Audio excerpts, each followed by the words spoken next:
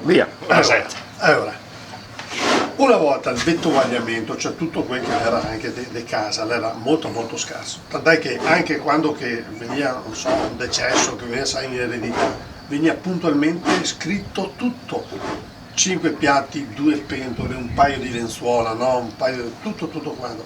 E in questa estrema povertà ovviamente la scarsità anche dei bicchieri di tutto questo fa sì che quando che l'uomo arriva a casa va a campagna, di stacco il caldo, dove che andava a rinfrescarsi un attimo? In camera. Okay. E dove era che trovava qualcosa per dissetarsi? In camera, ok? Là aveva la botola. E cosa troverlo di veloce, immediato per poter bere, no? L'impiria, perché l'impiria in camera la ghianera perché serviva per impegnare il fiasco. Un altro nome mi sembra, si chiamava Lora. No, forse no, Lora era quella. La Lora è quella che vendeva messa solo alla botte per i travasi. No, l'impiria la serviva. E quindi, tanto è che alcune persone che quando che mi ho parlato di questo, è stato anche sì sul giornale, alcune persone che le mi hanno chiamato, che vengono da Davide Cesare, ho rivisto i gesti del mio nonno, ho rivisto i gesti del mio papà, cioè che è molto radicato. Che era quello?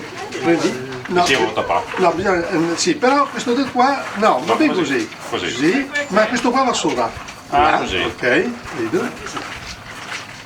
Fermo, Che poi in realtà adesso ti che ti bevi sto vino qua, ti scoprirà che l'è più profumato. Perché si ossigenano di più? Non solo, ma te adesso che te lo metti in bocca, te ha il naso che si avvolge di tutto il vino. Prova. Questa è la... Cioè senti come tu lo senti più vino? Basta, Cesare. Dopo sta buono. Se qua vicini, da? No, se qua il furgone. Dopo questo per esempio là una caratteristica importante, che non ti puoi mettere lo so. Bisogna te Io bevo. E se furbo Cesare. No, fermo qua.